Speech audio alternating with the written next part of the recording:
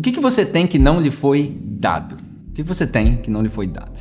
A gente acha que a gente merece as coisas, que a gente ganha as coisas por trabalhar tão pesado, né? Essa é a ideia da meritocracia.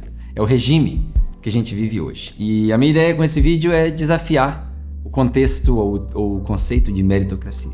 Te mostrar o quão perigoso é isso daí. Eu já sei que isso aí vai dar ruim. As pessoas vão reclamar, porque a gente gosta da ideia de estar em controle. Mas, no final desse vídeo, eu acredito que você vai me agradecer. Espero que você aproveite tanto quanto eu estou aproveitando de gravar esse conteúdo. Beleza? Vamos lá.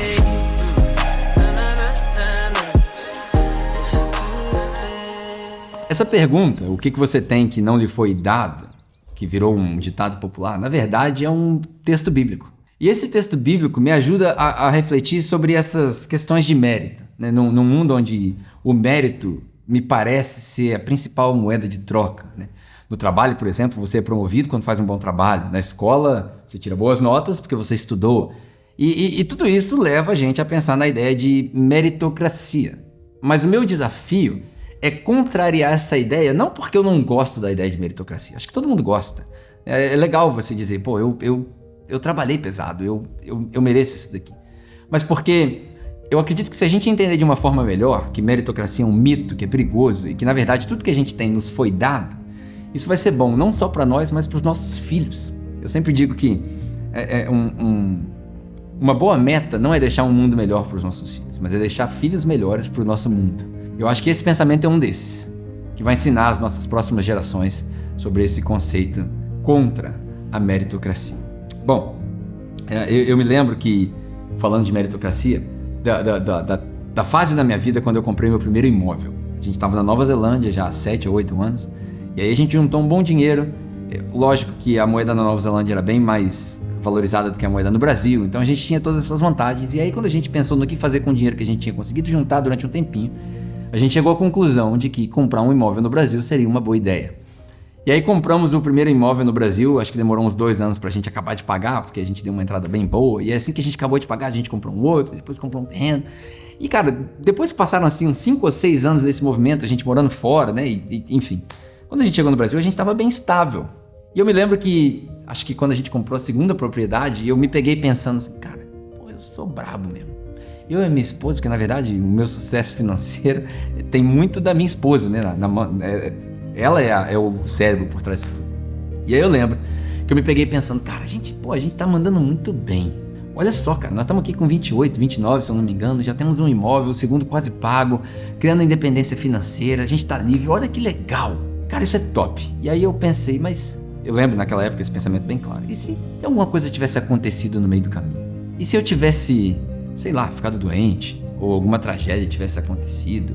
Ou, sei lá, tivesse passado por um divórcio, ou se as minhas filhas tivessem tido algum problema, será que eu teria as mesmas coisas? E aí eu percebi que essa ideia de meritocracia, ela traz um falso senso de controle. A gente acha que está no controle das coisas, quando na verdade nós não estamos no controle de nada.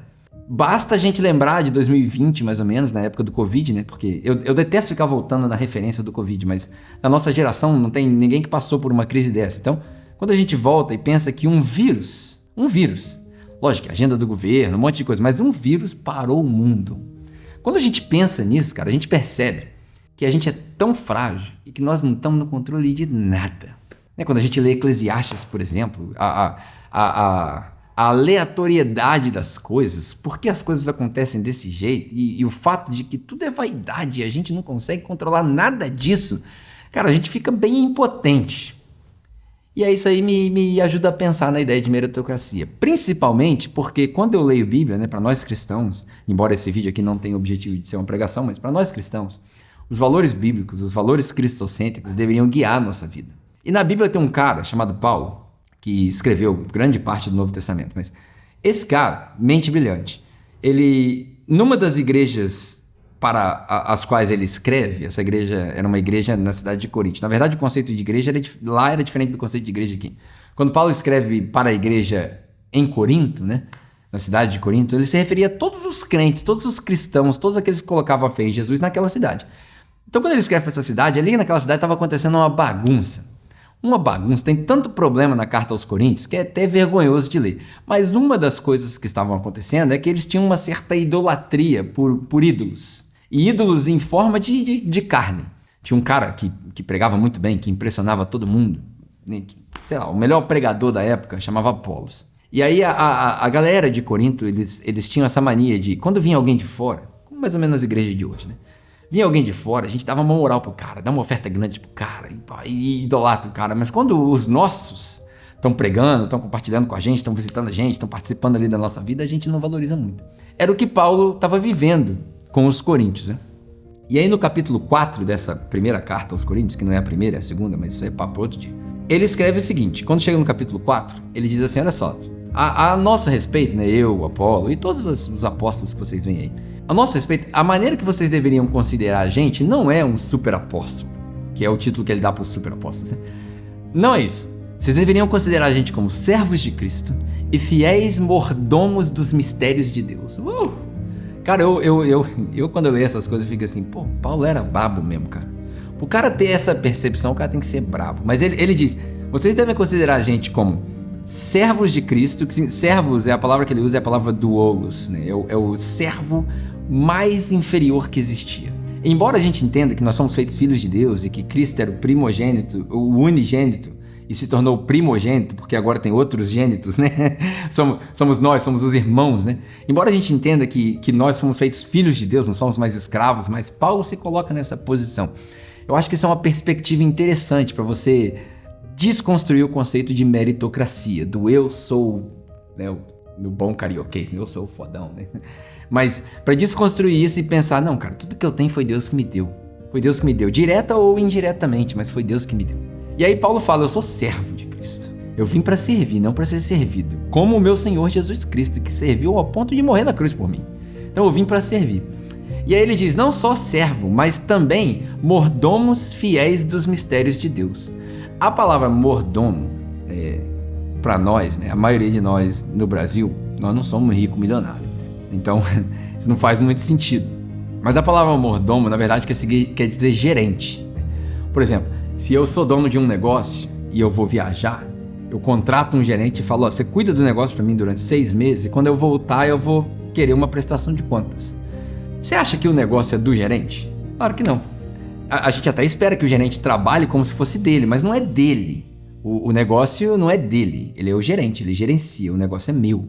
Jesus mesmo conta uma parábola que ele diz que ele é o dono de uma determinada terra que estava dando muito fruto e um bom negócio. E aí quando ele vai viajar, ele chama 3 caboclos e fala, ó, para você tá 1, para você tá 2, para você tá 5 talentos, né, dinheiro, seja lá o que for. Quando eu voltar, eu vou querer uma prestação de conta. E aí ele volta e pergunta o que vocês fizeram com o dinheiro.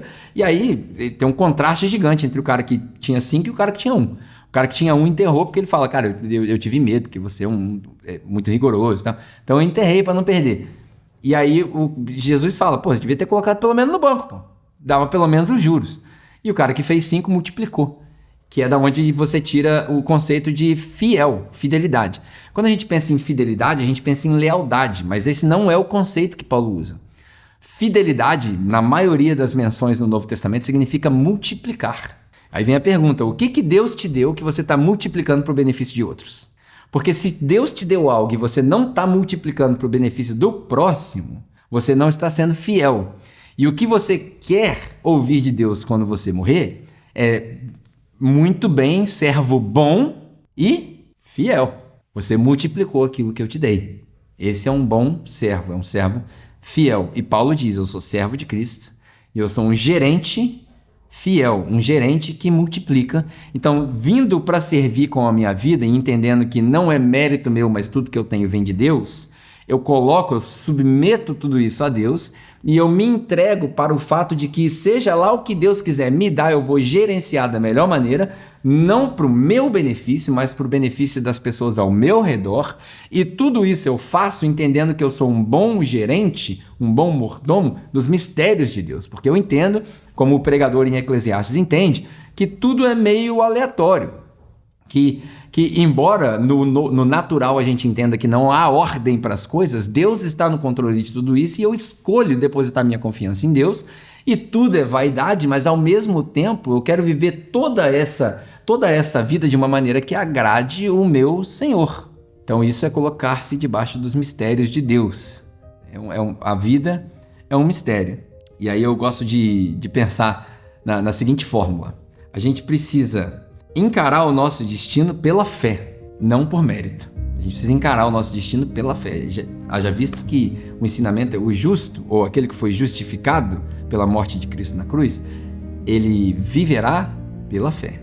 Então, sendo um mistério, não entendendo, eu não preciso de uma explicação lógica para tudo. Eu só preciso de fé. Sem fé é impossível agradar o meu Senhor. Com fé, que é um dom que também vem dele, porque tudo vem dele, todo bom dom vem do Pai das luzes, eu coloco tudo isso debaixo da ideia de que eu sou servo e eu sou gerente. Nada é meu, tudo é dele. E essa é a ideia que eu quero que te inspire hoje. Eu espero que tenha te inspirado e te desafiado. Se você curte as coisas que estão acontecendo nesse canal aqui, toda sexta-feira tem vídeo novo saindo. E eu gostaria de te pedir o seguinte: vai aparecer aqui nesse vídeo um link, seja para o meu site ou para o meu Patreon, que é uma comunidade exclusiva que eu criei. Se o link que aparecer aqui for para o meu site, porque de tempos em tempos a gente muda isso. Se o link que aparecer for para o meu site, é bem provável que esteja na hora do lançamento de algum curso. Eu sou fissurado por essa ideia de ajudar as pessoas a encontrar um propósito. E depois que eu escrevi o meu livro, muitas pessoas pediram para eu fazer um curso. Então, se o link que você está vendo aqui é de um site, o meu site, cara, clica. Eu quero te vender alguma coisa? Óbvio, isso aí é óbvio. Mas não é só pelo fato de te querer te vender isso, porque o mundo é gigantesco, tem muita gente que vai ver esse vídeo. O que eu quero é colocar você numa situação onde você tem a oportunidade de explorar melhor esses conceitos. Então tá aqui um curso que você pode fazer, que eu tenho certeza que você vai ter muito valor agregado a partir disso. Então tá aí o site. Mas se não for o site, vai ser a minha comunidade do Patreon, que é onde pessoas como eu e você entendem o trabalho que eu faço e a importância de continuar publicando esses vídeos toda semana. E aí, através de uma contribuição bem pequena, que não deve ser mais barato do que o seu Netflix, e para ser bem sincero, vale muito mais a pena que o seu Netflix. Você pode contribuir e me ajudar a continuar produzindo esses recursos, sejam os cursos ou esses vídeos. Então tá aí. Se o link estiver confuso, vai ser o primeiro link na descrição desse vídeo aqui no YouTube, tá bom? Espero que você clique lá e que você tire bastante proveito disso tudo. Show? Deus te abençoe, tenha uma ótima semana e eu te vejo na próxima sexta. Tá aqui um vídeo bom também, se você quiser assistir, fica à vontade. Já continua aqui no ciclo infinito, no loop infinito que a gente gosta, né? Falou? Deus te abençoe. E para quem já assinou a comunidade do Patreon, vem agora a versão exclusiva do Patreon. Tá lá, não tá aqui no YouTube, tá lá. Você precisa entrar lá para você ter acesso, beleza? Valeu.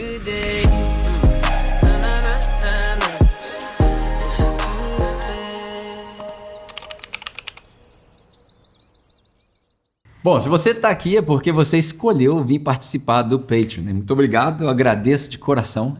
O Patreon é a principal ferramenta que eu tenho para me auxiliar a continuar fazendo isso, né? Meus amigos, os meus amigos próximos, meus amigos íntimos, a gente não precisa de muita gente, a gente só precisa de algumas poucas pessoas que entendam a nossa missão de continuar pregando o Evangelho, mesmo que seja assim, de uma maneira disfarçada, e continuar agregando valor na vida das pessoas e ajudar as pessoas a encontrar o propósito delas. Então, esse vídeo é exclusivo, ele não está em lugar nenhum, ele só está aqui no Patreon e eu quero entregar ele para você com o máximo que eu posso, com a minha melhor capacidade. Então, eu tenho aqui 4 mentalidades que me ajudam a viver nessa postura que Paulo coloca, né? A postura de servo e a postura de gerente dos mistérios de Deus, de cuidar dos mistérios de Deus, né? Então, essas 4 mentalidades, elas me ajudam a me firmar no chão, né? Na rocha sólida, que é Cristo, enfim, aleluia, vamos começar a pregar. Mas enfim, vamos lá. Mentalidade número 1, você precisa constantemente se lembrar de onde você veio. Você precisa constantemente se lembrar de onde você veio. Eu não sei se você conhece a minha história, mas eu me lembro que quando Jesus me salvou, ou pelo menos quando eu entendi que o que estava acontecendo comigo era a salvação em Cristo, foi muito radical, cara, muito radical. Eu saí de uma situação onde eu estava querendo matar meu pai, andando com as pessoas erradas, para um ponto de que quase que imediatamente eu e um grupo de amigos começamos a pregar o Evangelho, ou o que a gente entendia do Evangelho, em lugares que o Evangelho não seria pregado, né? A gente estava indo nas favelas, nas quadras de basquete, a gente usava o basquete para pregar o Evangelho e, cara, a gente viu muita coisa. A gente viu gente desistindo das drogas, gente desistindo do tráfico, né? A gente viu gente se converter de verdade, foi muito legal. E quando eu me lembro dessas coisas, eu constantemente me lembro, na capa da minha Bíblia, que eu leio quase diariamente, né? Tem uma foto desses meus amigos e a gente na quadra orando. Isso me faz me manter aqui centrado. Né, eu me lembro que quando a gente estava no meio da plantação da igreja no Brasil, como a gente sempre gravou essas coisas, eu lembro que um dia a gente decidiu descer numa cidade lá no Rio Grande do Sul, que os vídeos estavam chegando lá, através do YouTube, né? E aí a gente foi pra lá de surpresa, né? A gente não avisou muita galera que tava lá. O Jefferson era o nome do líder lá. E quando a gente chegou, cara, a gente fez um culto assim com 10 pessoas. E depois que o culto acabou, a gente voltou pra casa.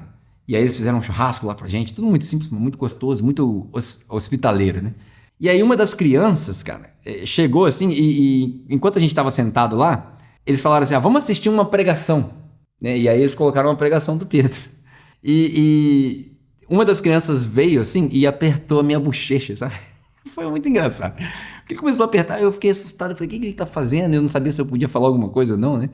E aí a criança falou assim, é engraçado, tio, que eu só te via na televisão. E agora eu tô te vendo aqui.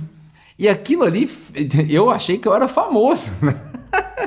Naquela hora, né, cara? Mas, assim, instantaneamente eu pensei, cara, olha de onde eu vim. E aí me fez pensar a minha segunda mentalidade que eu uso constantemente. Olha de onde eu vim e olha onde eu estou. Olha onde eu estou. Porque o fato de que eu viajei 2.000 quilômetros para estar com uma comunidade de 10 pessoas. Cara, o luxo. Enquanto tem pessoas que precisam escolher entre andar 10 quilômetros para pegar água ou ir para a escola, porque eles vivem numa comunidade muito pobre onde não tem água. Nós temos a capacidade de assistir isso aqui que eu estou fazendo com você aqui, ó, no telefone celular que custa mais do que o salário de um ano de muita gente no mundo. Meu irmão, isso é riqueza. Nós somos ricos. Você é rico. Então, para me ajudar a viver como servo de Cristo e um gerente fiel dos mistérios de Deus, eu lembro de onde eu vim. Eu me forço a ter uma perspectiva de onde eu estou. E aí a terceira mentalidade eu submeto o para onde eu vou, né? De onde eu vim, meu pai que gosta de falar isso, né? De onde eu vim, onde eu tô, pra onde eu vou. É o mineiro, né? De onde eu vim, onde eu tô, pra onde eu vou. Essa ideia, né, de submeter o meu futuro para Deus. Né? Quando a gente chegou na Austrália, por exemplo, eu cheguei aqui acelerado, queria sair plantando igreja, fazendo todas as coisas que eu gosto de fazer, né? Porque eu sou assim, eu sou acelerado. Às vezes eu deixo um monte de gente para trás e vão fazer. Eu fui forçado a diminuir o meu ritmo. Por quê? Porque junto comigo estava minha esposa, minhas filhas, e aí saudade da família. Todas essas coisas têm o seu peso, e aí eu precisei diminuir. E eu lembro que naquela época, um dos conselhos dos meus pastores aqui foi, cara, você precisa submeter os seus planos para Deus. Você precisa parar de pensar nos seus planos e naquilo que você quer e começar a pensar nos planos de Deus e aquilo que Deus quer. Pra te falar a verdade, na maioria das vezes, essa resposta é uma merda. É muito ruim, cara. Porque a vontade de Deus geralmente é contrária à nossa, porque nós estamos pensando em meritocracia, Deus está pensando no plano dele. Nós somos instrumentos nas mãos de Deus e nós achamos que nós não somos instrumentos, a gente acha que a gente é o personagem principal da história. E isso aí é um conflito constante. Então, as 3 mentalidades que eu tenho são: lembra de onde você veio, desenvolva uma perspectiva de onde você está, você é rico. E, por último, submeta o seu futuro para os mistérios de Deus. Se você aprender a fazer essas 3 coisas, essa mentalidade, você vai desenvolver o que Paulo chama de contentamento. Contentamento. Não é aceitação. Eu sei que no português a semântica é muito parecida, mas a ideia é se contentar. O que é se contentar? É ter a ideia de que nada que eu tenho é meu, que eu consegui, que eu ganhei, mas que tudo que eu tenho me foi dado. E se me foi dado pouco, eu vou ser fiel com pouco. Se me foi dado muito, eu vou ser fiel com muito. Independente das cartas que eu recebi na hora desse jogo, eu vou jogar da melhor forma que eu posso. Eu não vou jogar toalha. Eu vou jogar o jogo da vida da melhor maneira que eu posso para ser fiel a Deus. E se eu fizer isso, constantemente me lembrando de onde eu vim, aonde eu estou e submetendo meu futuro para Deus, é fácil de você ser contente. Porque a verdade é que nós somos privilegiados. Nós somos abençoados. A gente sabe a história porque a gente lê de trás para frente. E isso, meu irmão, não tem preço. Essa é a ideia do nosso Patreon. Eu espero que você tenha recebido bastante valor dessas 4 coisas bem simples, bem simbólicas. Mais uma vez, é exclusivo, não está em lugar nenhum. Eu espero que você tenha gostado. Se você gostou, me avisa, deixe seu comentário. E se você achar razoável, convide outras pessoas para usufruírem disso. Porque isso vai fazer bem para outras pessoas. E isso me ajuda, estou sendo sincero com você, cara. Isso me ajuda. Porque o meu modelo de negócio é um modelo de negócio bem ingrato. A ideia é submeter tudo que eu faço, tudo que eu tenho para Deus e deixar Deus no controle dessas coisas. E geralmente Deus usa pessoas generosas como você para continuar os mistérios que Ele tem. Beleza? Deus te abençoe, uma ótima semana e até a próxima sexta-feira, se Deus quiser.